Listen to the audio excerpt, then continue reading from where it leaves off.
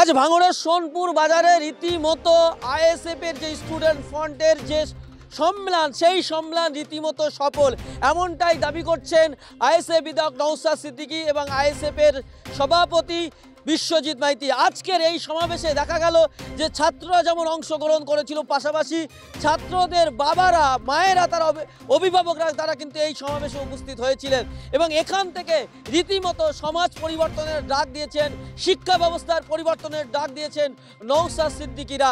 এবং এই সমাবেশ শেষে নওশাদ সিদ্দিকী এবং বিশ্বজিৎ মাইতি তিনি কি বলেছেন, তারা কি বলেছেন, তাদের বলছি আজকে 2 দিন ব্যাপী আপনাদের স্টুডেন্ট ফ্রন্টের রাজ্য সম্মেলন হলে এবং আজকে শেষ মুহূর্তে আমরা দেখলাম যে ছাত্র জনতার সমাবেশ, এই সমাবেশ কতটা সফল বলে মনে করছেন? দেখুন, আমাদের লক্ষ্য উদ্দেশ্য হচ্ছে এটাই, শুধুমাত্র ছাত্ররাদেরকে নিয়ে কাজ নয়, শিক্ষা ছাত্রদের সাথে যেমন যুক্ত, অভিভাবকদেরকে এই বিষয়ে সচেতন করতে হবে। সেই জন্য আমরা রাজ্য সম্মেলন করেছি 1.5 দিন ধরে, আর ঘন্টা কয়েক আমরা করলাম ছাত্র জনতা সমাবেশ, অর্থাৎ অভিভাবকদের সাথে ছাত্রদেরকে নিয়ে শিক্ষার কোন কোন জায়গায় দুরবস্থা, শিক্ষার ক্ষেত্রে আমাদের রাজ্য কতটা পিছিয়ে, স্কুল কিভাবে বন্ধ হয়ে যাচ্ছে, বেকারত্বের সংখ্যা বেড়ে যাচ্ছে, চাকরি পাচ্ছে না, স্কুল ছুটের সংখ্যা বেড়ে যাচ্ছে, ভর্তির সংখ্যা কমে যাচ্ছে, এই সমস্ত বিষয়গুলো নিয়ে আজকে হলো। আজকে ব্যাপকভাবে ভাঙড়ের সাধারণ মানুষ, আমাদের পার্টির ইন্ডিয়ান সেকুলার ফ্রন্টের একটা শাখা সংগঠন হচ্ছে স্টুডেন্ট ফ্রন্ট, ঠিক কথা, কিন্তু আজকে প্রচুর সাধারণ মানুষ আজকে উপস্থিত হয়েছে। এটা আমাদের কাছে একটা বড় পাওনা, কারণ আমরা লোক জমায়েতের ব্যাপারে বেশি আমরা ছিলাম না, কারণ আমাদের এটাই ছিল যে কত বাইরে থেকে লোক আসে আমরা দেখব, মানে বাইরে থেকে লোক মিনস আমাদের পার্টির সংগঠনের বাইরে লোক আসছে কি আসছে না, এটা আমাদের পরীক্ষা করার ছিল। আজকে দেখুন তো ব্যাপকভাবে লোক এসছে, যারা আমাদের পার্টির অঞ্চলে আমরা দায়িত্ব দিলে তুমি 5,000 করলে আনলে তো এখানে লোক ধরা দিতে যেত না, কিন্তু আমরা সেই কাজটা না করে সাধারণ মানুষ কতটা আমাদের সাথে জুড়তে চাইছে দেখলাম, তাতে আমরা সাকসেস। যে সাধারণ মানুষ আজকে আমাদের ছাত্র জনতা সমাবেশে তারা গ্রহণ করেছে। তৃণমূল ছাত্র পরিষদ বলছে যে ছাত্র সমাবেশের নাম করে সব লুঙ্গি বাহিনী নিয়ে এসছে, সব বয়স্ক লোকদের। হ্যাঁ, তৃণমূলের নেতাদের বক্তব্য, যেটা আমাকেও আমাদের ছেলেটা কিছু স্ক্রিনশট পাঠিয়েছে, আমি ভাবতে পারছি না বিজেপি যে ভাষায় কথা বলে, তৃণমূলের টিএমসিপির ছেলেমেয়েরাও সেই ভাষায় কথা বলতে শুরু করে দিল। যদিও কদিন আগে শওকতবাবু বলেছিলেন না যে আইএসএফকে ভোট দাও না, বিজেপিকে ভোট দাও, অনেক সুবিধা বেশি পাবে, এই ধরনের কথা বলেছিল। মানে কোনো একটা জায়গায় সেই রসুনের কোয়াটা কোনো একটা জায়গায় গিয়ে মিশছে। তো তৃণমূলের যে কথা বলছেন ওদের কথাকে আমরা পাত্তা দিই না, ওরা হতাশার মধ্যে আছে। সামান্য একটা কলেজে নির্বাচন করতে ওরা ভয় পাচ্ছে। আমাদের জাগলগাছি হাই মাদ্রাসা নির্বাচনে তারা অংশগ্রহণ করতে আমাদেরকে দিল না, মানে তারা কন্টেস্টের সামনাসামনি হতে ভয় পাচ্ছে। ফলে যখন এত মানুষজন দেখছে এরা লুঙ্গি মিথ্যাভাবে যেভাবে ঠিক বিজেপি অপপ্রচার চালায়, এরা চালাচ্ছে। তবে একটা কথা বলবো, ওদের নামে যত বিশ্লেষণী আপনি বা এর যুক্ত করেন না কেন, সেটা কম হয়ে যাবে। ওদেরকে নিয়ে আমরা ধার্তব্যের মধ্যে রাখি না। সুন্দরবনের মধু পেলেন এবং জয়নগরের মা আরেকদিকের পাঞ্জাবি, কি বলবেন? এটা বড় অ্যাচিভমেন্ট। এটা তো আবার অনেকের রাগ হয়ে যাবে। আর বললেন না ভাঙড়ের সবজি, ভাঙড়ের তাজা সবজি, যেটা জ্যোতিবাবু চেয়েছেন এশিয়ার লার্জেস্ট এগ্রিকালচার জোন করতে, তারপরে গঙ্গাতে অনেক পানি বয়ে গিয়েছে, যার আগামী দিনে যদি রাজ্য পরিচালনার দায়িত্ব পাওয়া যায় সেটা আবার জ্যোতিবাবুর স্বপ্নটা বাস্তবায়ন করার আমরা চেষ্টা করব। তো এটা আমাদের কাছে বড় অ্যাচিভমেন্ট, সত্যি বড় পাওনা যে আমাদের ছাত্রদের যে ক্রিয়েটিভ চিন্তাভাবনা, এটা আমি সত্যি অ্যাপ্রিসিয়েট, আমি আপ্লুত যে এদের এই যে, আমি শুধু একটা জিনিস জানতে চাইবো, আমার জামার সাইজ তোমরা জানলে কি করে? ও দেখেছো ওখানে, আমি কিন্তু জানি না। আমি নামাজ পড়ে যখন বার হলাম, আমার মনে হলো একটা এবার জিজ্ঞাসা করবো এদের, মানে এরা এই যে এরা আমার জামার মাপ নিয়েছে কিন্তু আমাকেও জানায়নি। মানে এই চতুরতাটাও দরকার আছে আজকের দিনে। তবে এটা লিমিটের মধ্যে যেন থাকে। এই চতুরতাটা মানুষের ক্ষতি না করার ক্ষেত্রে চতুরতা না হয়, মানুষের ভালোর জন্যই। একটা আমাকে ইমপ্রেস করেছে, আমার ভালো লেগেছে, আমাকে সত্যিকার আমার যাবার মাপ, আমার না ফিটিং কীভাবে হবে, না 44 সাইজ হয়তো ঝুল থাকলেও তো 44 সাইজ বডিতে পড়লে আমার দুটো নওশাদ সিদ্দিকীর মধ্যে ঢুকে যাবে, সেটা নয়, সেটা একটা ভেবেছে। নিউ টাউনে দুর্গা অঙ্গন হচ্ছে, আর সেখানে মসজিদের জায়গা লোকে দান করেছে, সেখানে মসজিদ করতে দেওয়া হচ্ছে না, দুর্গা অঙ্গন হচ্ছে, কি বলবেন এমএলএ সাহেব? দেখুন, প্রথম কথা বলি, সরকারের কাজ মসজিদ বা মন্দির নির্মাণ করা নয়। সরকারের কাজ হচ্ছে মসজিদ মন্দিরে যারা যাচ্ছে তারা সুরক্ষিত থাকছে কি থাকছে না, সঠিকভাবে প্রেয়ার, পুজো, প্রার্থনা, নামাজ কীভাবে করতে পারছে কি পারছে না দেখা। তার পরিবর্তে বিজেপির সাথে রেষারেষি করে, বিজেপির তালে মিলিয়ে মমতা ব্যানার্জি পশ্চিমবাংলার ধর্মের রাজনীতিকে আমদানি করছে। বিজেপি যেমন করছে তো করছে, কখনো আপনার মহাকাল মন্দিরের জন্য 25 একর জমি, কখনো 400 কোটি টাকার উপরে খরচ করে আপনার দীঘাতে জগন্নাথ ধাম, তো কখনো হেলথের জমি, মানে ওয়েস্ট বেঙ্গলের হেলথ ডিপার্টমেন্টের জমি যার আজকের মূল্য প্রায় 1100 কোটি টাকা, সেই টাকার জমিটা দুর্গাঙ্গন করতে চাইছে। দেখ, এটা আমি এর চরম বিরোধী, সরকারের এটা কাজ নয়। সরকারের কাজ হচ্ছে যারা দুর্গা উৎসব পালন করছে তারা সেই সময় একটা নতুন জামা কেনার মতো সামর্থ্য আছে কি না নাই, সেই হিন্দু মানুষগুলোর তার রুজিরুটি বাড়ছে কি বাড়ছে না এটা দেখার দরকার। যাক, সেই এখন আমরা কি দেখছি, ছাতনা গ্রামটার নাম ছাপনা। তো আমি আপনাদের জানি রাখি মমতা ব্যানার্জির কোথায় পৌঁছাচ্ছে আস্তে আস্তে।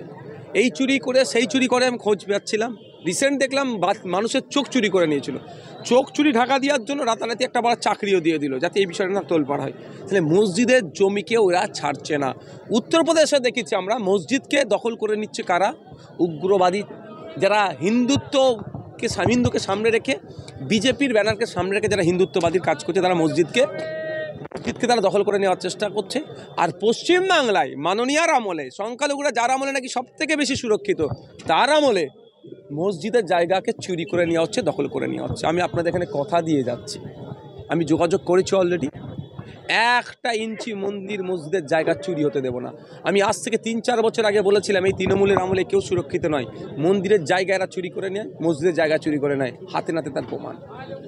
রিফিউজি ল্যান্ড এরা চুরি করে নেয়, হাতে নাতে তার প্রমাণ। তাই আমি আপনাদের বলতে চাই, ভূমি সংস্কার দপ্তরের মন্ত্রী মমতা ব্যানার্জি, তিনি যদি মনে করেন বিজেপির ভয় দেখিয়ে একটার পর একটা অন্যায় করে যাবেন, সংখ্যালঘু মুসলমানদেরকে আপনি পিষবেন, এটা আমরা মেনে নিতে পারবো না। মন্দির মসজিদ বলুন, যাই বলুন। আর টু বি ফ্র্যাঙ্ক বলছি, কোড আনকোড বলছি, রাজারহাট নিউ টাউনে মুখ্যমন্ত্রী দরকার ছিল, এখানে এত বড় একটা কমপ্লেক্স, একটা নামাজ পড়ার জায়গা নয়, এত বড় এরিয়াতে একটা নামাজ পড়ার জায়গা নয়, তিনি একটা ব্যবস্থা করা। আপনারা শুনলে অবাক হবেন, মাইনরিটি কালচারাল সেন্টারের নামে একটু জমি বরাদ্দ হয়েছিল, কিন্তু খাতায় কলমে কোন জায়গায় হচ্ছে আমরাও জানি, আরটিআই করেও পাওয়া যাচ্ছে না।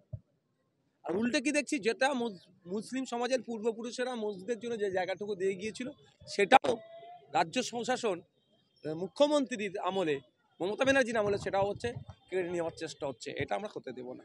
আপনি যেমন বললেন যে দুর্গাঙ্গন হচ্ছে হেলথ ডিপার্টমেন্টের জমিতে, কিন্তু স্থানীয় মানুষদের অভিযোগ তাদের অনেকের জমি জোর করে নিয়ে নেওয়া হচ্ছে দালাল চক্র দিয়ে বা ওখানে জমি মাফিয়াদের দিয়ে।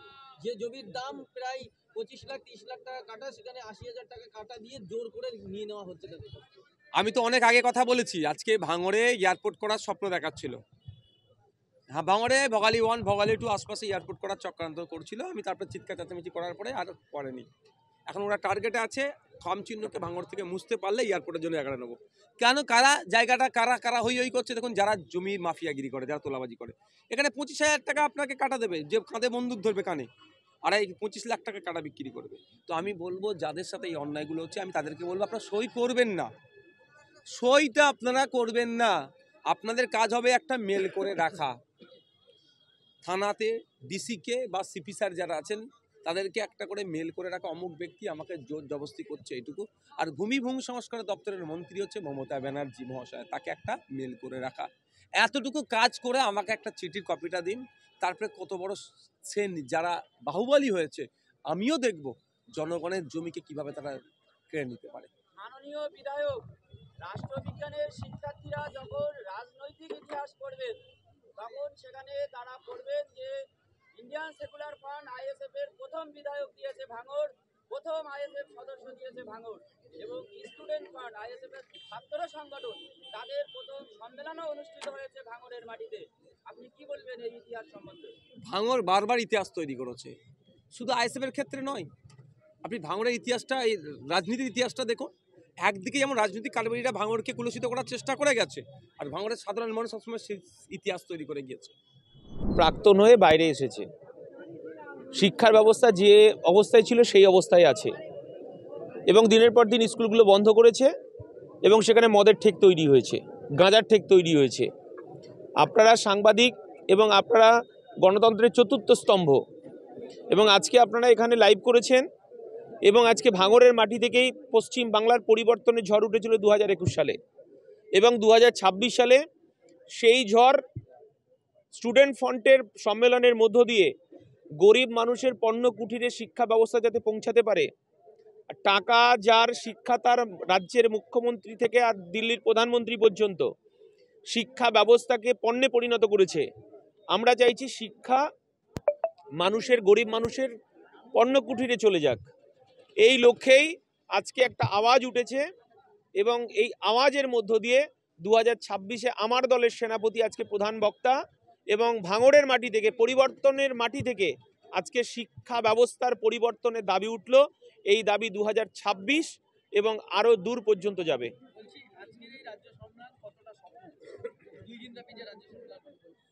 সফল তো বটেই, শুধু সফল নয়, আজকে স্টুডেন্ট ফ্রন্টের ডাকে সাধারণ মানুষ আজকে এই জনতার সভায়, মানে ছাত্র জনতার সভায় উপস্থিত হয়েছে। কিসের পরিবর্তন বুঝতে পারছেন? আপনারা যে পরিবর্তন দিচ্ছে, বাংলার মানুষ আজকে ভাঙড়ের দিকে তাকিয়েছিল। যে স্টুডেন্ট ফ্রন্ট আজকে শিক্ষাঙ্গনগুলোকে, তৃণমূল কংগ্রেসের আমলে পার্লার তৈরি হয়েছে, বিউটি পার্লার তৈরি হয়েছে এবং সেখানে মদ গাঁজার ঠেক তৈরি হয়েছে। আমরা এই ঘুঘুর বাসা ভাঙতে চাই, যার কারণে আজকে অভিভাবকদের ডেকে আমরা এই কথাটা বোঝাতে চেয়েছি যে এই বাংলার শিক্ষা ব্যবস্থা ভেঙে পড়েছে। এই বাংলার শিক্ষাঙ্গনগুলোকে একদম মানে ব্যবসার জায়গায় তৈরি করেছে এবং সেখানে ছাত্র নয়, ছাত্রের বাবারা, বয়স্ক বাবারা, যেটা আমরা বলতে চাইছি বুড়ো ভামদের একটা আখড়া তৈরি হয়েছে। আখড়া, এই ঘুঘুর বাসাকে ভাঙার জন্যই আজকে আমাদের এই সভা। আচ্ছা, আজকের এই সমাবেশ ভাঙড়ে হলো, ভাঙড়ে হয়েছে মানে প্রথমেই প্রশ্ন ওঠে আইএসএফ এর ছাত্র দল ভাঙড় কলেজের দায়িত্বভার নিতে পারবে কিনা। কিছুদিন পূর্বে একজন তরুণ, তিনি শুধু আইএসএফ এর সমর্থনে ভিডিও বানানোর জন্য তাকে কলেজে নিগ্রহের শিকার হতে হয়েছে। আপনি কতটা আশাবাদী যেখানে সে ভিডিও বানিয়ে তিরস্কারের শিকার হচ্ছে, আপনারা কি পারবেন কলেজে গিয়ে উঠতে? কি বলবেন সে ব্যাপারে? দেখুন, আমাদের লড়াইটা 5 টাকার কলমের লড়াই। বোমাগুলি, পিস্তল নিয়ে যারা লড়াইয়ের কথা বলছে, আমরা তাদের পক্ষে নই এবং আমরা সেই শিক্ষাও কোনো আমাদের যারা কর্মী আছে তাদেরকেও দিইনি। এবং আমার দলের সেনাপতি, আমার দলের চেয়ারম্যান নওশাদ সিদ্দিকী এই বার্তাই আমরা দিতে চাইছি যে বাংলার মানুষ 2011 সালের পর তারা খুব কষ্টের মধ্যে আছে, তাদের গণতান্ত্রিক অধিকার লুট হয়েছে। ছাত্রদের যেমন শিক্ষা ব্যবস্থাটাকে ভেঙে চুরমার করে দেওয়া হয়েছে এবং শিক্ষা ব্যবস্থাটাকে পণ্যে পরিণত করা হয়েছে, বেকার তার কাজের কর্মসংস্থান হারিয়েছে, শিক্ষা ব্যবস্থায় চোখ পর্যন্ত তুলে নিচ্ছে, মৃত মানুষের পর্নোগ্রাফি তৈরি করে বাজারে বিক্রি করছে। এই যে পরিস্থিতি তৈরি করেছে তৃণমূল কংগ্রেস, শিক্ষা, স্বাস্থ্য, শিক্ষা, কর্মসংস্থান সব কিছু ধ্বংস হয়ে গেছে। আমরা তার বার্তা ভাঙড়ের মাটি থেকে আজকে দিলাম।